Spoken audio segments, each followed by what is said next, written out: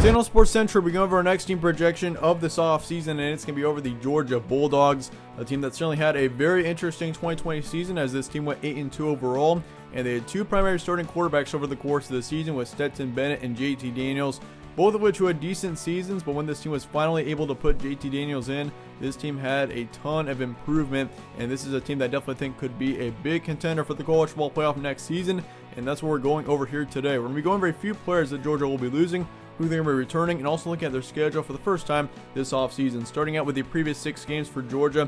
If you look at this team over the course of the season, I mean, it's totally evident how much this team improved over the entire season in general. I mean, when they had Stetson Bennett in there, of course, I mean, this team was actually supposed to have Jamie Newman as the starting quarterback for the entire season. He transferred in from Wake Forest going into the 2020 season.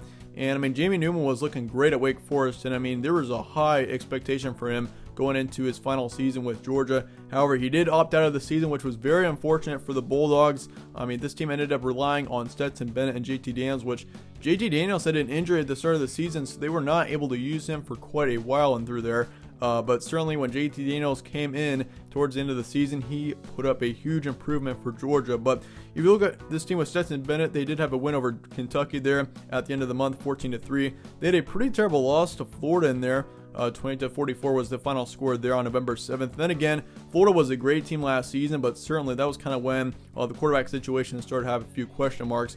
Mississippi State, they beat them 31-24, but then they had that huge win over South Carolina 45-16, beat Missouri 49-14, and then of course they beat Cincinnati in the Peach Bowl 24-21 was the final score there. That was a great win to finish out the season for Georgia, and this team has got a lot of good momentum going into the 2021 season. So if you look at the first 5 games for Georgia, this team was 4-1. In the last 5 games, they were 4-1 as well. So this team really was very consistent over the course of the season, which is certainly something that you definitely want. And I definitely say Georgia really improved over the season as well. I mean, once again, when they had JT Daniels in there, this team really looked a whole lot different than when they had Stetson Bennett. I mean, Stetson Bennett's a great quarterback too, give him some credit, but I mean, if you look at the comparison between both of these guys' stats, I mean, Stetson Bennett had a 55% completion rate last season. JT Daniels, on the other hand, had a 67% completion rate. And Stetson Bennett only threw like 30 more passes over the course of the season than JT Daniels did. So Daniels has got a ton of potential going into next season. And if he's able to start the entire season, stay healthy and all that, I mean, this Georgia team could be for real with JT Daniels. And if you look at JT Daniels' stats over the course of the season, I mean, he put up 1,200 yards, 10 touchdowns, 2 interceptions.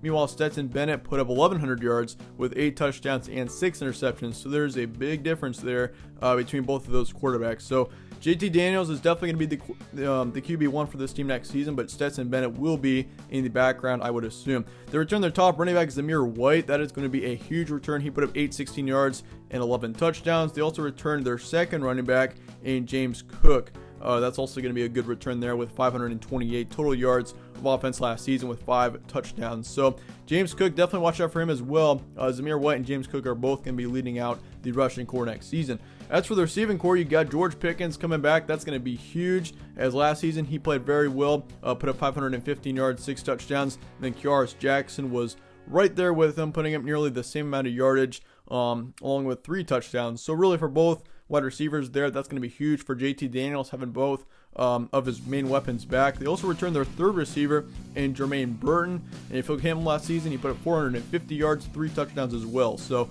receiving core looks really good for Georgia going into next season.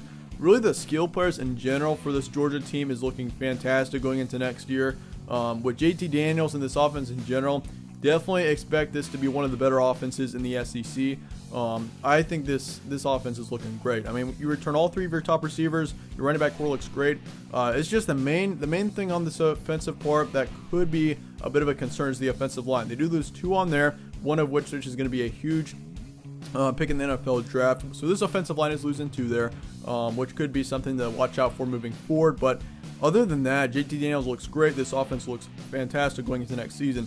The main thing for Georgia, though, going into next season that is going to be a huge question mark is on the defensive side. This team loses 1 defensive lineman, 2 linebackers, and 3 in the secondary. This team loses 3 players in the secondary going to next season, which is certainly going to be a bit of a concern for this Georgia team going into next year. Because I mean, when you're losing, this team is losing 6 starters on the defense. That's going to be that's definitely above average. I mean, most teams lose, I'd say, 4 on average defensive players per season. So for Georgia, they are above that benchmark, but this team definitely, I think, I mean, they got great recruiting coming back in. They got a great freshman class. So, I mean, this team should be fine, but that is definitely something to watch out for, especially in the early parts of the season. Defense takes big hits. Offense looks great in general, though this offense is going to be tough to beat next season. I mean, if you look at last season for Georgia, I mean, the main problems were on this offensive side, I would say, for Georgia, with Stetson Bennett. I mean, there were some question marks around him. The quarterback situation wasn't always good.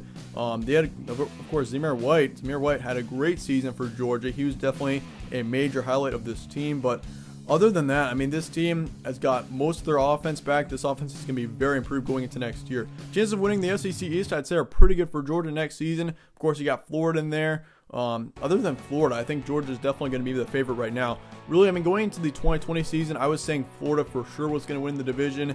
I thought Georgia would be close, but I knew Florida was going to win the division last season. This season, it's going to be a different story. Georgia's going to win the division this year. I see them going back to the SEC championship game. This team is just looking too good right now. And Florida in general, Florida's also going to be good, but they're losing quite a bit of talent there in Gainesville. So that is definitely something to watch out for.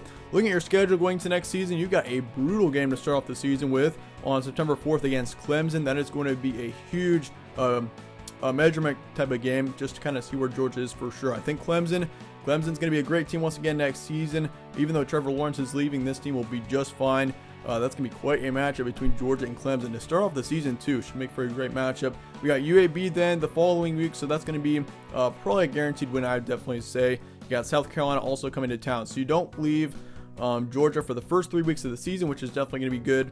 Then you travel to Vanderbilt. You got Arkansas back at home to start off your October. You got Auburn on the road on October 9th. Then you got Kentucky. You got Florida after that to finish out October. So that Florida game, that's definitely going to be, I mean, that's always a huge matchup between Florida and Georgia, and it usually determines the division. I think that's going to be the case this year as well. I think Florida's not going to be as good this year. I think Florida could be, they're not going to be an 11-win team by any means. I could see Florida maybe being a 9, maybe even a 10-win team if they're good on the quarterback position. But other than that, that Georgia team, I mean, this Georgia team is looking a lot better than Florida right now. So yeah, that's going to be your final game in October. As for November, you got Missouri, you got Tennessee on the road, Charleston Southern, and then you finish out the season with your game against Georgia Tech. So that being said, let's look at the first half of your schedule. That Clemson game is going to be tough. And once again, these are projections, so I will not be predicting every single game on the schedule quite yet. We'll be doing that in the later parts of spring. That being said, though, that Clemson game, that's going to be a close one. That's going to be a fun one for sure. Definitely going to be a huge highlight at the start of the season. But if you're looking at both these teams here, I mean, Clemson's losing quite a bit of talent going into next season, so that puts Georgia at an advantage here. I mean, this Georgia offense is returning a ton of talent, so this Georgia offense really should not have any troubles with any inexperience at the start of the season. As for Clemson, though, it's going to be a little bit different because, I mean, Trevor Lawrence, of course, being as major of a player as he is, I mean, this Clemson team not having him at the start of the season could come to be a bit of a factor in that matchup, but it should make for a great game. I'm going to say it's going to be a close one right now. Honestly, I'm not really favoring any team in that matchup. I could easily see Georgia winning it, but at the same time, I could definitely see Clemson winning it as well.